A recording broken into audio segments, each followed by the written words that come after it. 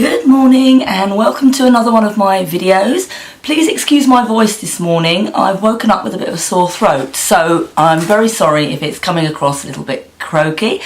Today I thought I would show you how I trace off a pattern, and this is so that I can keep the pattern in pristine condition.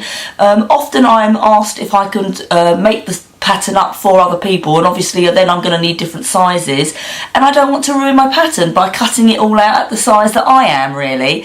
And also people can borrow the pattern if they want to. So today I thought I'd do a little tutorial to show you how I do that. It's quite simple to do, a few tools that you needed, but just before I do that I thought I'd just share with you what I'm wearing. This top is a top I made from the New Look Easy pattern, and it's pattern 6216, and I've created it in view C, which is this one here. It's made out of jersey fabric, and I can't quite remember where I bought this fabric. I think I did buy it at the Knitting and Stitching Show at Olympia, but it's a really nice pretty jersey fabric. As I say, I can't really remember, but I'm sure if you look up jersey fabrics online, one of the big ones like Minerva Crafts or somewhere like that, it possibly could have come from there. So it's a really nice little flowy top. I'll just show it to you. It's nice and flowy. You can make it with different length sleeves. I've made it with the 3/4 length sleeve, and it's just a nice little top to wear in spring or summer. I really like it, and it's a sweet little simple make, really quite easy. It's got a little neckline, which is not too difficult to put in, and a zigzag. You have to put some zigzag stitches around the edge of necklines, and when you're working with jersey, you have to actually best to use a stretch stitch, which is a little tiny zigzag stitch, so that if your fabric gets pulled, it won't snap the thread. So yeah, so just before I start, just thought I'd share this little top with you. So okay, so I'm going to begin the tutorial now, and I'll start by showing you everything that you need in order to trace a pattern, and then I'll show you how to do it. So enjoy. First of all, I'm going to tell you some of the things you need. You need to start off with some weights so that you can actually hold down the pattern piece on the piece of paper, and this will stop the pattern from moving. The next thing you're going to need is a pair of scissors, and please make sure these are paper scissors, as you don't want to ruin your fabric scissors.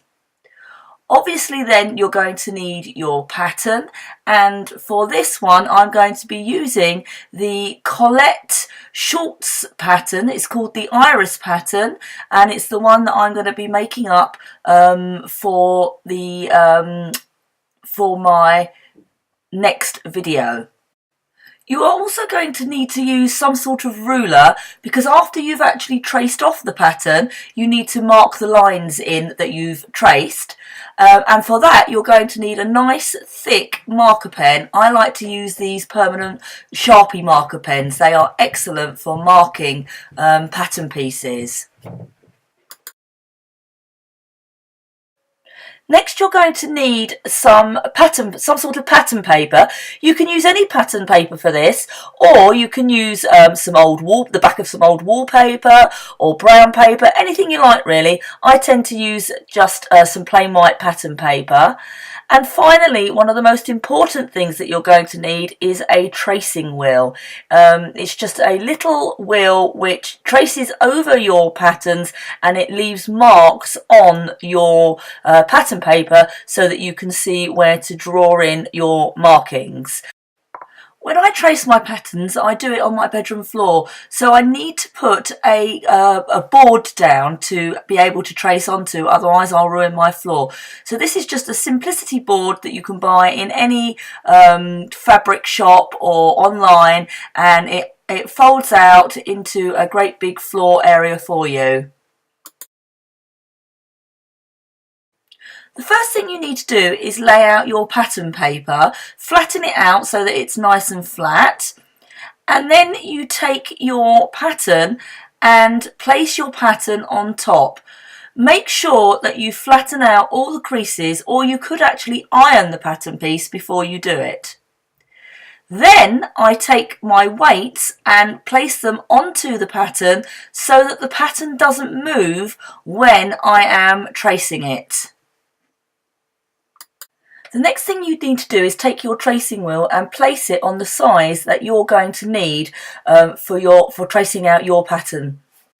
Then very carefully, with a slight pressure, trace the wheel along your chosen size pattern line, being careful that the pattern actually lays flat at all times.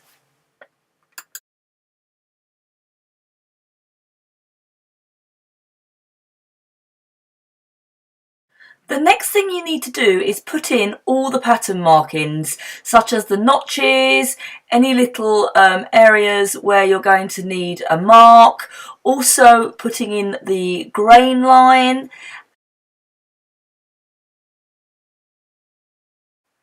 Put quite a bit of pressure on these markings so that they really show up and make it easy for you to actually put the pen mark over the top. And don't forget to also put in any dart lines that you have too. When you've finished tracing in the pattern markings, take off the pattern weights, and now you're going to be ready to actually draw the markings on with your thick marker pen. I tend to draw most of mine on freehand, being careful to keep your pen going over the top of the dots. When I do get to an area which has got a straight line, I do take my ruler, place it over the marking dots, and then draw the straight line with my ruler. So carefully put in all of the lines, and don't forget to put in your markings from your pattern, such as your notches and darts.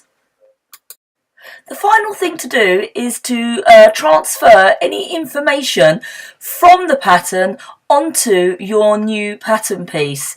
This is really essential to do so that when you use it again, you know what each piece is and what it is going to be used for.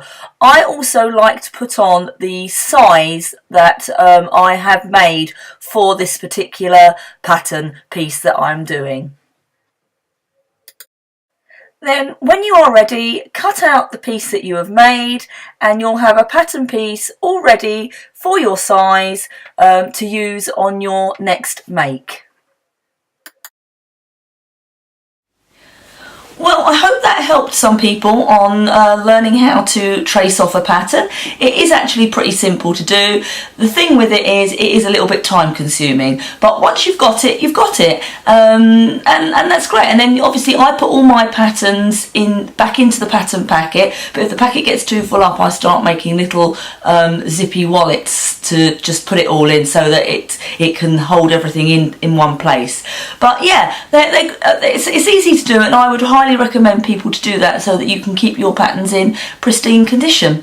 Okay, so thank you very much for watching. Hopefully I'll come back to you with the shorts made. I'm planning on doing that within the next few weeks, and hoping they'll turn out okay. And remember, as I said, choose your size from your measurements so that you know which size pattern, which size you need to trace off. That's the best way to do it. Don't choose your shop bought size, because often that doesn't work out, and it's not how the pattern companies work. They don't put their sizing is often not in conjunction with the shop bought sizes. So yeah, so I hope you've actually enjoyed watching this video.